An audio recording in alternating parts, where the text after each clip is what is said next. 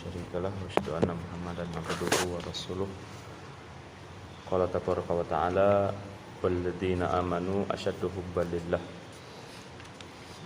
رب اشرح لي صدري ويسر لي أمري واحلل عقدة من لساني يفقهوا قولي اللهم لا سهلا إلا ما جعلته سهلا وأنت تجعل الحزن إذا شئت سهلا. Alhamdulillah, pada kesempatan waktu 2 hari ini kita kembali dapat melanjutkan kajian kitab Hidup Hanya Sekali Jangan Salah Jalan, yang mana insya Allah mudah-mudahan hari ini bisa kita selesaikan. Ini Ramadan ke 28, besok 29. Ya, besok itu udah Ru'yatul Hilal sore. Kalau seandainya hilal terlihat, berarti hari Rabu sudah Id. Tapi kalau tidak terlihat, berarti lanjut 1 hari. Berarti lebaran Idnya hari Kamis. Ya, jadi kita selesaikan saja hari ini, karena khawatirnya besok saya berhalangan. Ya, jadi ada janji sama ibu tadi. Ya, disepat-sepati bisa, tapi takutnya nggak sempat kayak semalam. Ya, jadi nanti takutnya gantung. Padahal kita sudah komitmen mau menyelesaikan buku ini. Ya, baru bab 4. Nah, sekarang untuk mempersingkat waktu, kita masuk bab 5, yaitu bab yang kelima, judulnya Mencintai Allah. Nah, setelah kemarin bab 4 kita bahas tentang tazkiyah yang benar, dan juga kita mengetahui penyimpangan-penyimpangan dalam tazkiyah. Nah, sekarang masuk bab yang kelima, itu mencintai Allah. Tentu mencintai Allah ini sudah sangat sering disampaikan di kajian-kajian, ya, yang mana bahwasanya buah atau pengaruh dari kecintaan kepada Allah itu sangat dahsyat. Ya. Yang menggerakkan kita untuk beribadah kepada Allah itu harusnya cinta. Mungkin pada awalnya seseorang itu melakukan ibadah karena dipaksa atau karena terpaksa, kan gitu, ya, karena terpaksa. Nah, cuman terpaksa itu sendiri dalam ibadah itu kadang ada 2 pengertian. Ada yang terpaksa karena memang dipaksakan oleh orang lain, dia ibadah tapi karena dipaksa. Kalau nggak ibadah misalnya nanti dimarah atau ditegur. Kalau anak-anak itu kalau dipaksa misalnya, kalau anak-anak kata Rasulullah, kalau 10 tahun nggak sholat dipukul. Nah, itu kan maksa. Itu kan masih tahapannya memaksa sholat. Kenapa? Pukul. Kalau nggak sholat pukul, berarti harus sholat. Jadi mereka sholat itu mungkin awalnya dipaksa oleh orang lain. Ada tipe yang kedua, terpaksa, yang memang kita memaksa diri kita sendiri. Contoh ini pernah saya sampaikan, pernah nggak antum itu kalau melakukan ibadah itu bukan karena orang lain maksa, tapi antum memaksa diri sendiri gitu. Padahal antum itu misalnya ngantuk gitu kan, tapi dipaksa bangun. Kenapa? Karena mau ibadah gitu, karena mau sholat subuh misalnya, atau sholat tahajud, atau ini malam-malam Ramadan ini kan, mau tidur gitu. Ini malam terakhir, nanti kalau saya tidur aja udah bangun dah dengan ngantuk gitu kan. Nah, meskipun nggak selalu seperti itu, ya terkadang juga kita bangun dengan semangat, kemantapan hati, tapi terkadang tuh bangun dengan terpaksa. Nah, itu biasa faktornya karena terlalu letih, terlalu ngantuk. Nah, tapi ketika seseorang itu betul-betul murni cintanya kepada Allah, ya, nah itu rasa-rasa terpaksa tadi akan hilang. Makanya awalnya dipaksa, lama-lama terbiasa. Setelah terbiasa akan menjadi suatu yang dibutuhkan.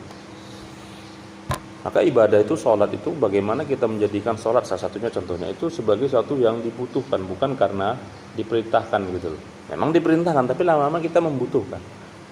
Rasanya kalau nggak sholat itu gimana gitu. Kalau nggak baca Quran itu ada yang beda gitu. 1 hari nggak baca Quran kok kayaknya ada yang lain gitu. Apa yang kurang hari ini? Ya Allah, saya belum baca 1 juz misalnya. Padahal misalnya kemarin sudah komitmen di awal Ramadan 1 hari 1 juz. Rupanya ada mungkin hari-hari yang terlewatkan. Nah, itu harusnya itu menjadi ganjalan. Atau seperti orang yang sudah biasa sholat malam, itu kalau dia terlewat misalnya sholat tahajud gitu kan, dia akan merasa apa ya, merasa rugi gitu. Ya Allah, nggak sempat saya sholat, atau ketinggalan sholat sunnah fajar, sholat duha. Nah makanya kecintaan kepada Allah itu menjadi mesin atau motor yang menggerakkan kita untuk beribadah. Nah sekali lagi itu bukan dengan paksaan. Maka dalam surah Al-Baqarah 165, walladzina amanu asyaddu hubban lillah. Adapun orang beriman itu sangat besar cintanya kepada Allah. Nah kalau bahas tentang cinta itu apa sih? Ya kan? Ya, cinta itu kalau cinta kita antar sama makhluk, pada istri, pada anak, pada orang tua, ya itu mungkin cinta yang bisa kita deskripsikan. Nah, kalau kecintaan kepada istri, efek atau termasuk pengaruh dari cinta kepada istri itu muncul cemburuan. Ya, cemburu kalau istrinya dilihat laki-laki lain, ya kan? Cemburu kalau istrinya ngobrol sama laki-laki lain. Nah, biasa terjadi di mana itu, Pak? Pajak. Lagi belanja. Nah, kan? Nah, itu kan kadang ada tipe-tipe pedagang yang memang bukan rayu, dia memang suka apa? Iseng cerita, sambil bercanda-bercanda. Ya kan? Apa ada model pedagang itu ya udah biasa aja gitu. Nah, ini kok dapat tipe pedagang yang kadang suka cerita gitu. Kan datang istri, cerita juga, karena cerita kan lama cerita. Antum pun yang nunggu di kereta. Ya kan? Kecemburuan sama istri itu apakah satu yang wajar? Rasulullah pernah bertanya kepada beberapa sahabat, dan situ ada Sa'ad bin Abi Waqqas. Sa'ad bin Zaid atau Sa'ad bin Abi Waqqas, saya lupa. Pokoknya Sa'id, namanya Sa'ad. Kata Sa'ad, ditanya Sa'ad oleh sahabat yang lain, apa yang kau lakukan jika engkau mendapati istrimu berselingkuh misalnya dengan laki-laki lain? Kata Sa'ad apa? Aku akan membunuh keduanya. Kenapa kau lakukan itu? Karena rasa cemburuku. Mendengar itu Rasulullah tidak menyalahkan Sa'ad, karena memang harusnya muslim itu seperti itu. Harus ada rasa cemburu kepada istri yang melakukan maksiat. Harus ada rasa cemburu kepada anak yang melakukan maksiat. Nah, cemburu itu tidak selalu konotasinya kepada cinta gitu loh. Kita marah lihat keluarga kita maksiat, itu cemburu. Kenapa? Dalam hadis Rasulullah mengatakan innallaha yaghar wa ghairatullah ayyatiyal mu'min ma nahallahu anhu. Allah itu cemburu. Allah itu pencemburu, dan kecemburuan Allah itu ketika seorang mukmin melakukan maksiat. Jadi Allah itu cemburu, Pak. Kalau kita maksiat, Allah itu cemburu. Makanya kita pun harusnya gitu, lihat istri maksiat, marah kita, cemburu. Anak maksiat, marah kita, cemburu kita. Nah, kecemburuan kita itu kemudian menghentikannya. Ya. Nah, makanya ketika bahas cinta itu kan berarti ya kita nggak mau menyakiti yang dicintai kan gitu kan. Kita berusaha menyenangkan hati orang yang kita cintai. Nggak akan ngeluh. Antum cinta sama istri antum, kalau istri antum masak masakan agak kemasinan gimana? Marah? Nggak marah. Nah, Umar itu apa? Ya kan, ketika direpetin sama istrinya kan, diem aja dia. Ketika ditanya kenapa begitu wahai Umar, kata Umar apa? Istriku telah banyak berkorban untukku, ya, melayaniku, melahirkan anak-anakku, merawat anak-anakku, dan itu tidak ada bandingannya jikalau dibandingkan hanya dengan omelannya tadi. Omelan tadi nggak ada artinya, nggak ada apa-apanya dibandingkan dengan pengorbanan yang sudah dia lakukan selama ini. Masya Allah, kan gitu Pak.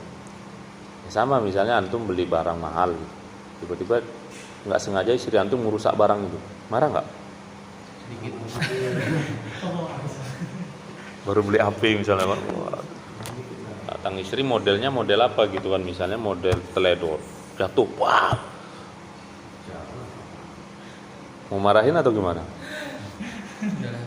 Harusnya kan kalau kita bicara tentang cinta, karena kita cinta sama istri, kita nggak akan marah. Itu benda Benda bisa dibeli, udahlah hancur ya sudah. Iyalah, maksudnya kan kita bicara kalau cinta itu kan gitu. Iya, kan nggak sengaja.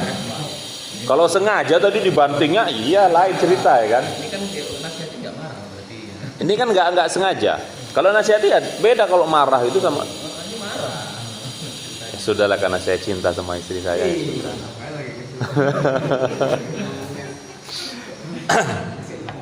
Nah makanya begitu juga kepada Allah. Kalau kita ngaku cinta sama Allah, ya berarti apapun yang Allah berikan, apapun yang Allah tetapkan bagi kita, kita ridho. Nggak kemudian marah, nggak kemudian ngeluh, apalagi buruk sangka kepada Allah. Hanya orang-orang beriman sangat besar cintanya kepada Allah. Nah, tak ada rasa marah kepada Allah ketika Allah tetapkan kepada dia sesuatu yang menyakitkan. Ya. Cinta menurut syara adalah keberpihakan kepada yang dicintai sehingga mengikuti apa yang dia kehendaki dan meninggalkan apa yang tidak dia sukai, baik secara terang-terangan ataupun tersembunyi. Nah, deskripsi cinta itu kan gitu, Pak. Kita pasti nggak mau membuat apa yang tidak disukai oleh istri. Coba istri kita nggak suka apa, pasti kita nggak akan buat. Coba antum misalnya udah suka-suka hatiku lah, nggak usah ngatur-ngatur. Kira-kira rumah tangganya langgeng nggak?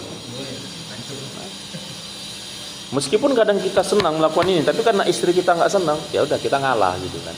Kenapa? Karena saya cinta sama istri. Misalnya kan kayak gitu. Istri pun begitu sebaliknya. Apa yang tidak disukai suami, dia tinggalkan. Karena seperti itu yang dikatakan oleh seorang ulama salaf kepada istrinya. Apa yang aku sukai, apa yang tidak aku sukai, engkau hindari, dan apa yang tidak engkau sukai, aku juga akan menghindarinya. Mudah-mudahan dengan itu akan langgeng rumah tangga kita. Maka begitu juga kepada Allah Subhanahu wa taala. Apa yang Allah cintai, kita cintai. Apa yang Allah benci, kita benci. Nah. Kemudian hal-hal yang dapat memalingkan cinta kita kepada Allah. Hal-hal yang dapat memalingkan cinta kita dari Allah. Harusnya kita mencintai Allah, tapi cinta kita berpaling. Ya, cinta kita berbelok. Selingkuh gitu. Surat Ali Imran ayat 14. Apa yang bisa memalingkan cinta kita kepada Allah? Jelas kalau bagi laki-laki yang pertama apa? Wanita. Zuyyina linnasu bisyahawat minan nisa istri-istri. Nah, jangan sampai istri kita tuh malah memalingkan kita dari Allah. Malah bahkan menjauhkan kita, bukan hanya memalingkan, bahkan menjauhkan kita dari Allah. Ya, buru-buru mengajak istri, malah istri yang meracuni dia kan gitu. Dulu misalnya sebelum menikah, wah luar biasa ibadahnya, taklimnya, ya kan? Begitu nikah, hilang. Ya, biasanya alasan yang sering dimunculkan tuh nggak mau ribut Ustaz sama istri. Loh, itu bukan nggak mau ribut, itu berarti nggak pandai mengarahkan istri. Ya, bukan nggak mau ribut. Nah, makanya ini perlu sebelum nikah itu ya dilihat dulu bibit, bebet, bobot. Jangan, saya sudah cinta Ustaz. Karena awalnya cinta gitu kan, nanti kalau sudah menikah baru mungkin timbul penyesalan, bisa timbul penyesalan kenapa dulu. Malah ketika menikah malah akhirnya saya sibuk cari dunia saja. Ya kan? Mau ngaji sebentar nggak dikasih, udahlah nggak usah ngaji. Di rumah aja lah. Gini. Wanita. Yang kedua apa? Anak. Wal banin. Anak ini sering bisa memalingkan cinta kepada Allah. Nah, makanya kata dalam Al-Quran dikatakan anak istri itu apa? Musuh. Innama amwalukum wa auladukum aduwwal lakum. Hartamu, anak-anakmu, istri-istrimu itu adalah musuh. Maksudnya jadi musuh apa ya? Terkadang mereka menjauhkan kita dari Allah. Musuh. Nah, jadi didik anak-anak menjadi anak yang soleh. Wal qanatir. Apa qanatir? Muqantarah. Harta, perhiasan yang banyak dari emas dan perak. Emas, perak, harta. Emas. Ya kan? Perak. Kuda pilihan, binatang-binatang ternak dan sawah ladang. Nah, ini yang bisa memalingkan cinta dari Allah Subhanahu wa taala. Artinya apa? Apa berarti 6 hal itu nggak boleh kita miliki? Boleh. Kan berarti nggak boleh. Masa antum gara-gara takut cinta sama istri, memalingkan cinta kepada Allah, akhirnya nggak mau nikah? Ya kan? Wah, dari ayat ini berarti perempuan itu bisa memalingkan kecintaan saya kepada Allah. Ya sudah, saya nggak mau nikah. Kalau saya sudah nggak nikah, pasti saya nggak punya anak. Kalau sudah nggak punya anak, nggak punya istri, ngapain saya mikirin harta? Ya kan, orang mulut saya sendiri kok yang dikasih makan, misalnya kan gitu kan. Ya nanti lama-lama ke situ. Padahal kan enggak. Nah makanya nikah itu jadi ibadah, kenapa? Kenapa Pak nikah itu jadi ibadah? Banyak. Ya karena ayat ini. Karena nikah itu kan ujiannya 6 ini. Dalam pernikahan ini 6 ini yang akan kita hadapin. 6 hal ini, anak, istri, anak, harta, sawah, semua lah kan nama ini semuanya. Kalau kita menikah itu pasti 6 hal ini pasti akan datang kepada kita. Walaupun ada yang dapat semua, ada yang nggak dapat gitu lah. Beruntung kalau antum nggak dapat semua ujiannya. Ujiannya cuma anak istri aja gitu kan. Nah, tapi kalau yang sempat kaya raya, ya kan, ada yang nikah dari nol, sekian tahun menikah sudah punya segala-galanya. Ya kan, memang Allah yang berikan rezeki. Dia nikah, dia tamat SMA nikah. Gak mau pacaran, gak mau berbuat dosa. Ternyata Allah berikanlah kelancaran rezeki. Dari nol gak punya apa-apa, tamat SMA. Dalam rentang waktu 10 tahun dia sudah punya ratusan kios. Usahanya di mana-mana. Nah itu kan rezeki yang Allah berikan. Gak bisa kita bilang, oh bisa, berarti kita bisa gitu ya. Nah, itu rezeki yang Allah berikan kepada siapa yang dia kehendaki. Allah sudah bagi rezeki itu. Nah tapi kan itu ujian. Maka dikatakan ibadah, kenapa? Itu kita harus hadapi. Nah ketika cinta kita kepada Allah tidak berpengaruh, ya ketika cinta kita kepada Allah, cinta kepada 6 hal ini tidak memberikan pengaruh kepada cinta kepada Allah, maka itulah disitu menjadi ibadah. Ya, seperti saya bilang kemarin, meskipun hartanya banyak, ya kan, orang kaya, tapi ya hidupnya sederhana. Setiap hari sedekahnya 10 juta. Ya taklim rutin, sholat berjamaah nggak pernah tinggal. Nah itu yang berat Pak. Itu yang berat. Makanya mungkin kita introspeksinya gini, kenapa saya nggak kaya-kaya? Misalkan gitu. Kenapa saya nggak bisa sukses kayak tetangga saya ya, kayak abang saya, misalkan gitu. Allah mau tahu, mungkin kalau kamu kaya, kamu dikasih kelebihan harta, malah kamu lupa. Malah kalau kena 6 ini, malah kamu cintamu kepada Allah malah hilang. Paham ya? Nah, jadi seperti itu. Kemudian syarat cinta itu yang pertama berbuat sesuai kehendak Allah, ya, sesuai dengan perintah Allah. Yang kedua meninggalkan seluruh larangan Allah, zahir maupun yang batin. Ya. Syarat yang ketiga itu mencintai orang-orang yang cintai Allah. Syarat yang keempat membenci orang-orang yang dibenci Allah. Ini syarat cinta ini. Pertama berbuat sesuai apa yang Allah perintahkan, meninggalkan apa yang Allah larang, mencintai orang-orang yang Allah cintai. Siapa itu? Orang-orang beriman. Jadi siapapun dia, bukan dari kelompok mana. Oh ini kelompok mana ini? Ada. Pokoknya kalau dia beriman, kalau dia mengatakan asyhadu an la ilaha illallah, asyhadu anna muhammadar rasulullah, berarti saudara kita cintai. Yang terakhir membenci orang-orang yang benci Allah. Orang-orang kafir, musyrik, munafik. Ya. Kemudian poin yang terakhir dari bab ini, penyeimbang cinta kepada Allah. Jadi ada penyeimbangnya Pak.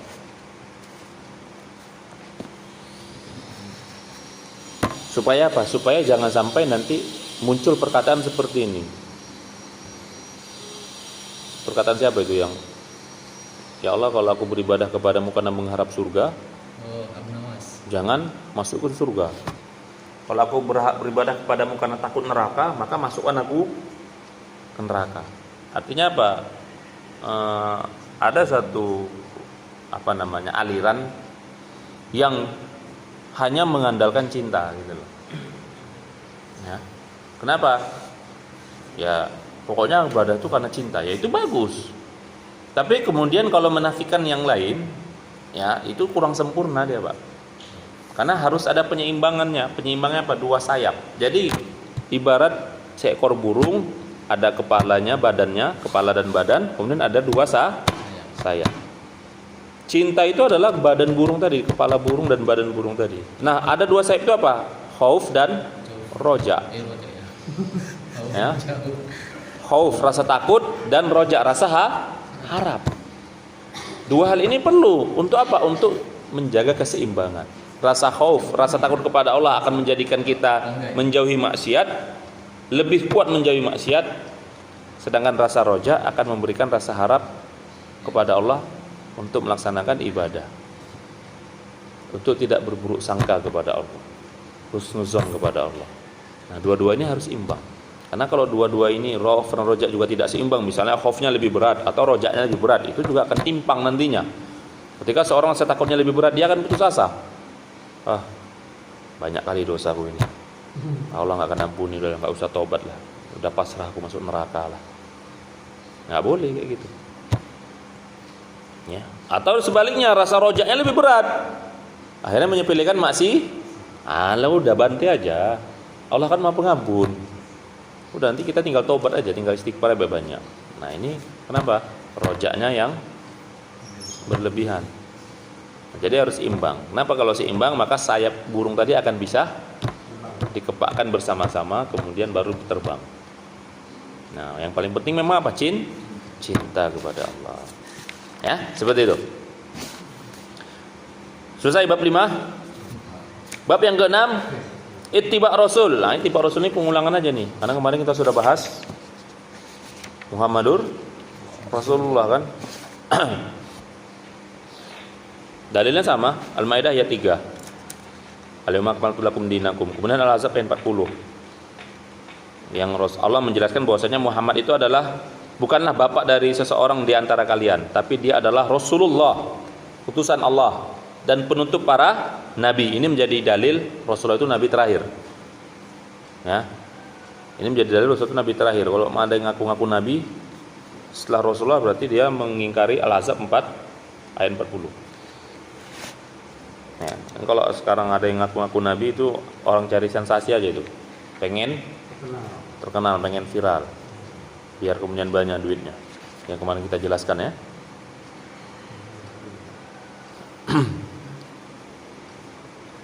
Kemudian Ali Imran ayat 31. Nah, ini dalil kita wajib mengikuti Rasulullah. Qul in kuntum tuhibbunallah fattabi'uni. Kata Rasulullah, kata Allah, katakanlah wahai Muhammad kepada umatmu, kalau kalian mengaku cinta kepada Allah, fattabi'uni, maka ikutilah aku. Rasulullah mengatakan ikuti Rasulullah. Ikuti apa dalam hal apa? Ya semuanya lah berarti. Semuanya. Jadi jangan ikuti apa yang enaknya aja. Yang enggak enak tinggalkan. Ya kan? Enggak bisa. Tiba ada zakatnya. Ya kan? Apa lagi? Ada wakafnya. Ada infak sedekahnya, ikut campur. Tapi syariat yang lain dipreteli, kan gitu Pak. Yang syariat Islam itu yang kaitannya dengan ekonomi aja baru diterima. Tapi kalau kaitannya dengan jihad, syariat, wow, itu nggak bisa, itu radikal. Gitu ya. Siapa itu kayak gitu? Tahu lah, tuh, tahu sendirilah. Ya kan? Ekonomi syariat sesuai dengan ekonomi syariat Islam. Artinya kalau ingin mendapatkan harta umat Islam, mereka jadi Islami. Suruh wakaf, ya kan? Disuruh wakaf harta, disuruh zakat segala macam, ya, dana haji. Tapi tiba giliran syariat yang lain, radikal itu nggak bisa. Ya, insyaallah. Nggak bisa gitu. Jadi ikut itu ya totalitas, kafah, udkhulu fi silmi kafah. Jadi jangan seperti orang Yahudi, Bani Israel. Bani Israel itu apa? Afatu'minuna bi ba'dil kitab wa takfuruna bi ba'd. Apakah kalian beriman kepada sebagian isi kitab Taurat pada masa itu Nabi Musa alaihissalam? Hanya sebagian isi Taurat diikutin. Kemudian mengkufuri sebagian yang lain. Artinya apa? Mana yang enak sesuai hawa nafsu, oke lanjut. Tapi kalau sesuai hawa nafsu, ya kan? Ada hal-hal yang enak-enak dengan dunia, dia terima. Tapi kalau udah berkaitannya tentang harta, nyawa misalnya kan gitu kan. Hukum hudud ditolak. Nah, ini nggak bisa. Karena implementasi ketaatan kepada Allah, kepada Rasulullah berarti itu ketaatan kepada Allah. Ya. Karena siapa yang mentaati Rasul, maka dia telah mentaati Allah. An-Nisa ayat 80. Wa may yuti'ir Rasul faqad ata Allah. Siapa yang mentaati Rasul, maka dia telah mentaati Allah. Nah, ittiba kepada Rasulullah SAW ini meliputi 4 hal, Pak. Secara global ya. Yang pertama, apa yang diperintahkan? Ikut terhadap apa yang diperintahkan. Wa ma atakumur rasul fakhuzu. Wa ma nahakum anhu fantahu. Surat apa itu? Al-Hasyr ya? Ya enggak sih? Al-Hasyr ayat 7 kayaknya tuh. Wa ma atakumur rasul fakhuzu wa ma nahakum anhu fantahu. Oh, ada ini. Oh iya, ada ini. Iya, Al-Hasyr ayat 7. Apa-apa yang datang dari Rasulullah kepada kalian, ambil. Dan apa-apa yang dilarangnya, maka tinggalkan, berhenti, sudahi. Apa yang datang, ambil. Ya. Jadi suruh ambil. Jadi bukan suruh ambil apa yang enak. Nih, apa yang datang dari Rasulullah, mana yang enak ya? Oh, ini aja lah. Oh, ini aja lah. Oh, ini jangan, ini ngeri kali. Gitu. Oh, ini enggak usah lah, ini keras sekali. Kadang kan kita di masyarakat dengar orang ngomong gini, udahlah jangan keras-keras kali, biasa-biasa aja. Apa yang keras? Ada yang keras. Udahlah nggak usah terlalu gencar-gencar kali. Gimana Islam itu mau jaya? Kenapa salaf dulu mereka berjaya? Karena semuanya diambil, nggak pilih-pilih dia. Mereka siap bahkan mengorbankan. Di saat mereka mendapatkan kenikmatan luar biasa, ya luar biasa nikmatnya. Di saat dapat ujian pun ya ujiannya luar biasa. Ya kan? Antum terbayang nggak kalau antum hidup di zaman Umar bin Abdul Aziz, yang orang nggak mau ngambil zakat, nolak zakat. Terbayang itu hidup di zaman itu. Saya membayangkan kalau hidup zaman itu, ya Allah betapa makmurnya kan. Ya. Kamu nerima zakat ya? Enggak, saya cukup. Saya enggak merasa kurang, saya cukup. Pindah lagi cari data lagi yang lain. Enggak, kami cukup. Akhirnya ya zakat numpuklah di Baitul Mal. Cemana itu coba? Luar biasa. Kalau hari ini, waduh. Orang kaya pun ngantri, ya. Ada pembagian zakat ngantri.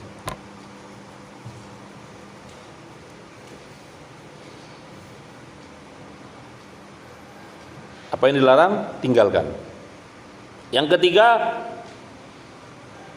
tadi apa tuh? Nomor berapa tadi? Iya, dua. Dua, apa yang dilarang ditinggalkan. Dilarang Rasul ya tinggalkan. Yang ketiga, percaya apa yang diberitakan, apa yang disampaikan Nabi dari hadis-hadis beliau, itu kita harus yakin. Ya, kalau hadis sahih ya kita harus yakin. Di antaranya apa yang beliau prediksikan akan terjadi di akhir-akhir zaman. Di antara tanda hari kiamat itu apa? Dalam hadis Arba'in itu orang-orang Arab lomba-lomba bangun bangunan tinggi. Lihat sekarang mereka lomba-lomba. Belum lagi siap. Yang saat ini masih paling tinggi siapa? Dubai. Burj Khalifa. Halo Mi. Ya.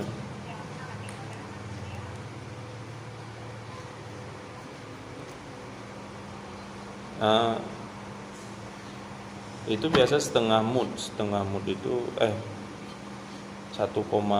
Di masjid kan ada itu ketentuannya. Mau ngasih ke masjid ya?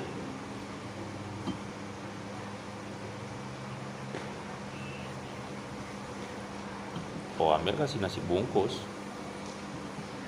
Nah, Kalau mau kasih beras itu biasa 1,5 kilo. Tapi kalau bisa kasih minyaknya, kasih apa juga gitu.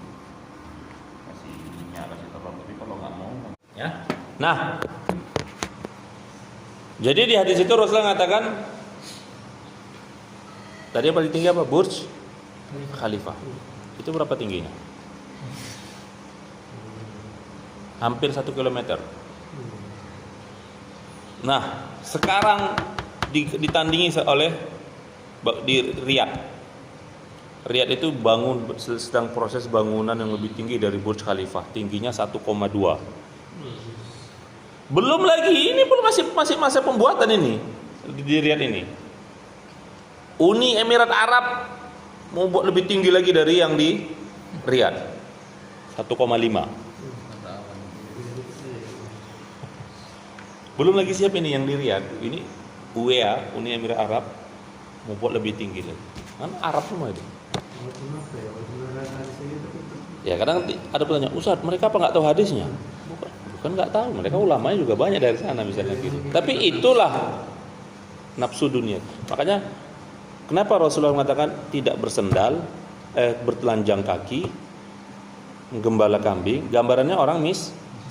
Arab itu kan memang dulunya miskin. Mereka kaya itu kapan? Minyak itu kapan mereka temukan? Baru-baru sekitar 60-70 tahun yang lalu aja.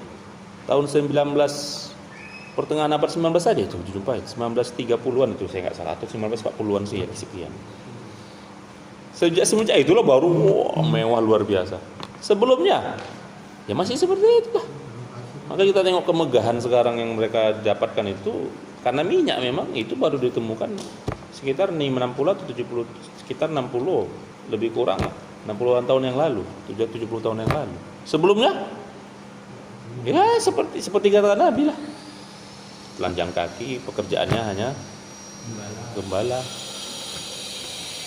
Kenapa mereka sekarang tinggi-tinggi? Oh kaya.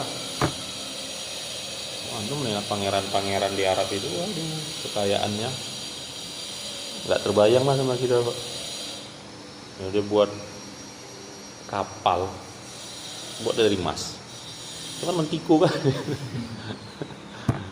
Kapal buat dari emas, rumah dibuatnya dari emas. Ya, saking banyaknya hartanya. Padahal di sisi lain saudaranya di Suriah, Palestina. Nanti kita sampaikan bagaimana sahabat dulu. Kalau tanya dulu sahabat lu kekayaannya luar biasa juga kan. Tapi kemudian mereka infaknya, sedekahnya juga luar biasa. Ini mereka ini apa nggak infak sedekah, Ustaz? Oh alam. Saya juga nggak berani bilang enggak.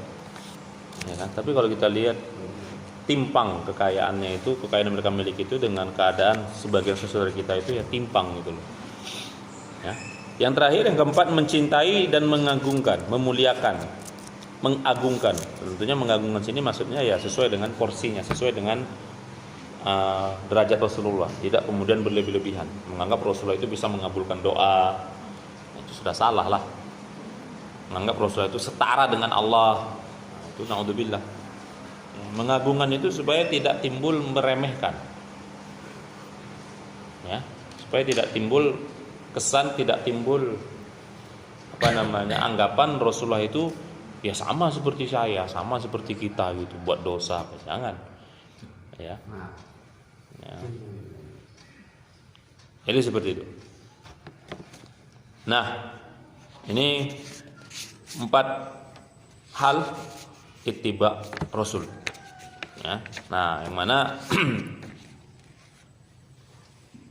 buah dari ittiba Rasul tadi surah Al-Imran ayat berapa tadi? 41 ya? Ayat 31. Yuhibbukumullah wa yaghfir lakum dzunubakum. Kalau kita sudah mengikuti Rasul apa? Berarti sunnah-sunnahnya sudah kita jalankan semuanya kan? Syariatnya kita kerjakan, sunnah-sunnahnya kita amalkan, akhlaknya kita teladani. Allah akan mencintai kalian dan Allah akan mengampuni dosa-dosa kalian.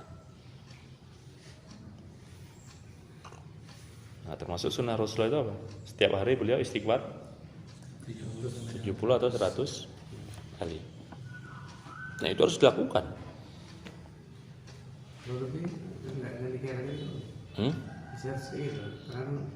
Iya, sebaiknya dikira. Lebih banyak mau lisat boleh. Kalau saya selalunya gini sih, pagi sore atau satu hari itu 70 atau 100. Nah nanti kalau harian, kalau misalnya kita di atas kendaraan, nah, itu baru nggak saya kira. Tapi kalau khusus untuk tujuan ikuti Rasulullah itu ya itu kita hitunglah kayak zikir apa itu kan.